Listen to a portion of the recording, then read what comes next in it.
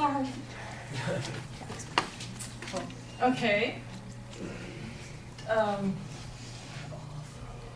you ever been on the road, on a trip, and had a flat tire, and had to wait for your friends, or for AAA? Have you, am I blocking you guys? Sorry. Have you ever seen an accident on the side of the road, and you wanted to help, but you had nothing in your car to give for assistance? Or have you been on a long cross-country road trip, like such as to Las Vegas? Is there something to do about this light? I'm sorry. No, I'm sorry. Long cross-country road trip and had somebody violently get sick in your car? I'm here today to talk to you about having an emergency kit in your car and teaching you the different things you can use it for.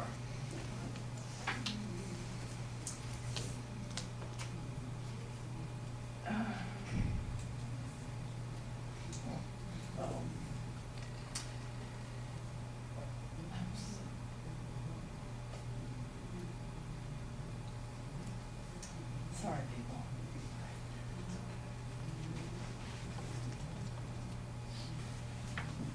Go to your next slide. That'll remind you. Oh, it already reminds me that I'm forgetting things.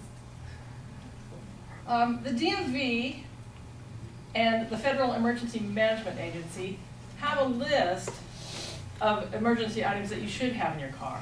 The least amount of that you should have in your car is your car jack and your tire iron. Of these 1.3 billion stranded motorist calls for assistance, approximately 160,000 were for flat tires. When I was in my driving years, before I could afford AAA roadside assistance, I had to perform 3 flat tire changes on my car by myself. Anybody that I wanted to call for help was already at work. And so I had to do them by myself.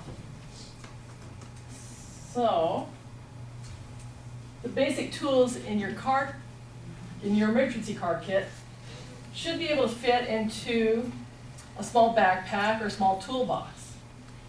These are some extra things that you can have. The flathead screwdriver I used to drive my father's old 50s Ford pickup truck, and I used to have to pull off to the side of the road, get out the screwdriver, lift the hood, and jimmy the manual transmission, or it was a manual transmission, so I had to jimmy the gearbox to get the truck to change from first gear into second gear, and then go on my way. My favorite thing in the toolbox, I don't need those flashcards, it's okay, thanks. The favorite thing in the toolbox is the magic in a can, the Fix-A-Flat. I don't know if you've ever used that, but it's great. It will take your flat tire from 0 pounds of pressure to 35 pounds of pressure and let you get home or to an auto repair shop. The next item to have in your first aid kit, in your emergency tool kit, is a first aid kit. You can purchase this at a store, or you can assemble one from things in your home or from your parents' home if you want to raid their closet or their drawers.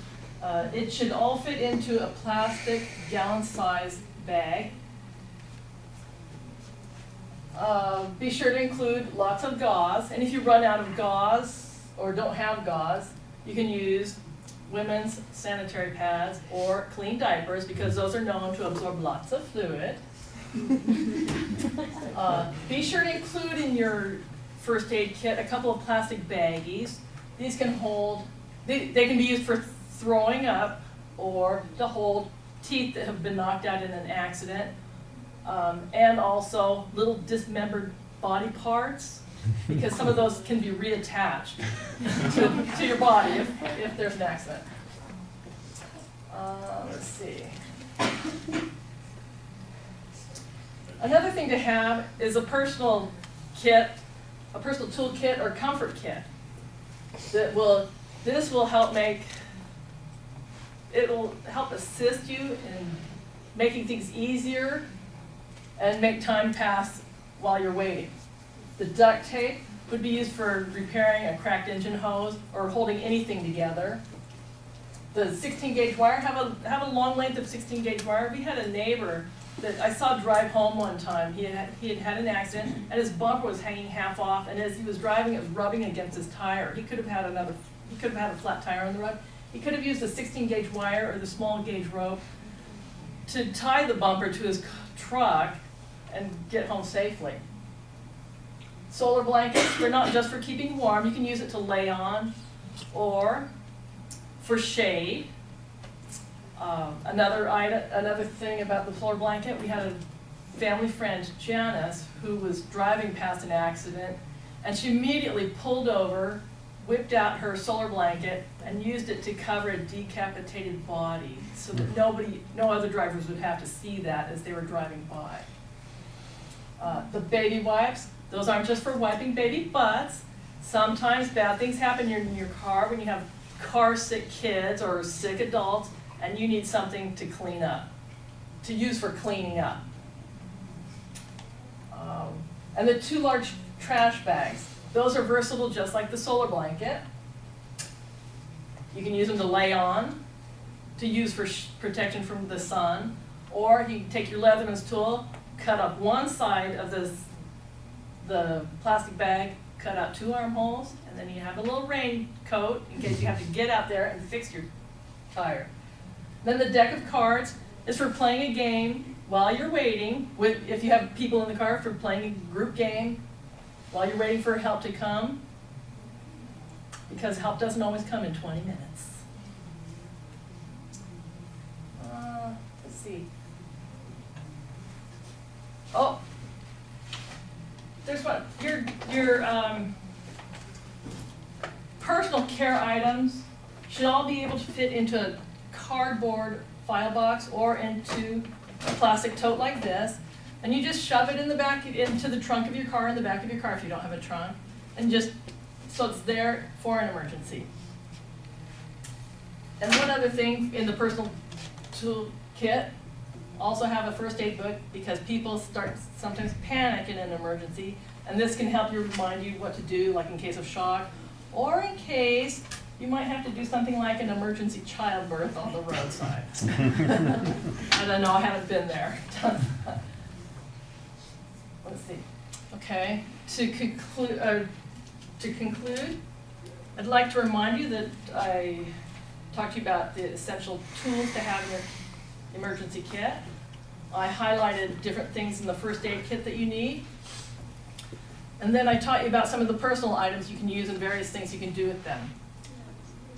To recap, to conclude, it's good to be prepared for various types of emergencies on the road.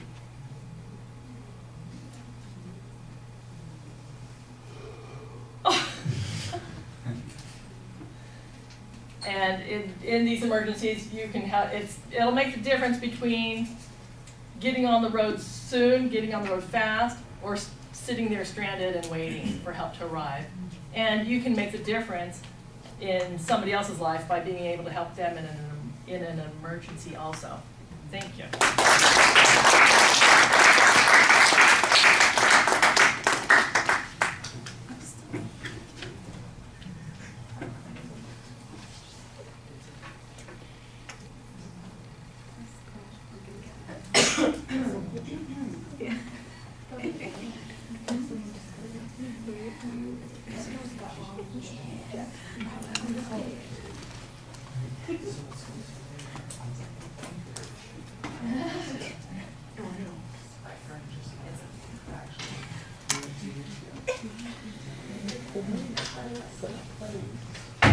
All right, Renee, I think you've got a good visualization at the beginning of the speech, and then you kind of get a little stuck.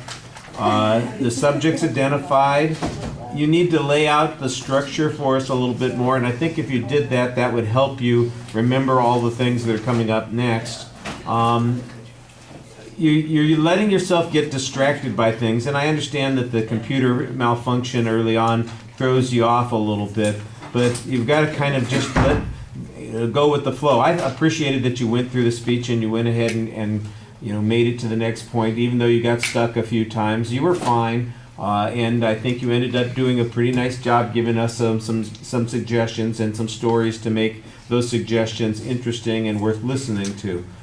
But it's one of those things where a little bit more practice, a little bit more planning would probably fix 80% of what's going on here, because it's like you get stuck trying to remember what's happening. You are distracted because you've got the light in your eye, because the flashcard's coming up, because the computer crashed earlier, and it's, you know what?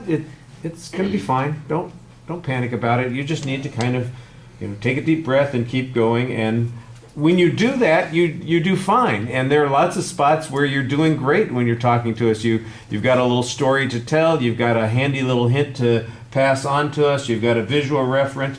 But it all just feels disjointed because you let those things kind of intercede and take you out of the situation. Your voice projects well, but there are those long pauses that we have.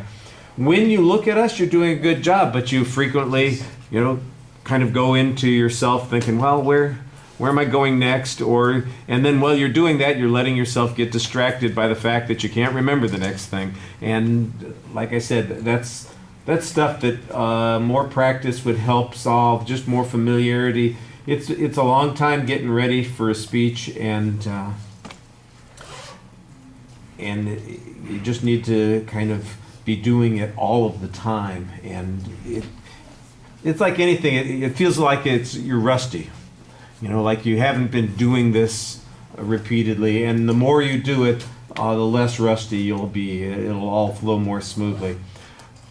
There's an example. Anything that you learn the first time, you go through an awkwardness stage while you're doing it because you have to think about it. Did I tell you guys the SMOG acronym? No. Did any of you, when you learned to drive, get taught how to do that with SMOG? Signal, mirror, over your shoulder, go when safe. That sort of thing. And you kind of have to think through each of those steps while you're doing it. And it takes you a while. And as you're first doing it, you got to go, okay, I got to signal, I got to look in the mirror, I got to over my shoulder, and then I can go in and save. And you have to think about it over and over and over again. But as time goes on, you don't think about it anymore. You just do it naturally. That's kind of where you are. You're at the part where you're having to think about it too much rather than just doing it naturally. All right. Thank you.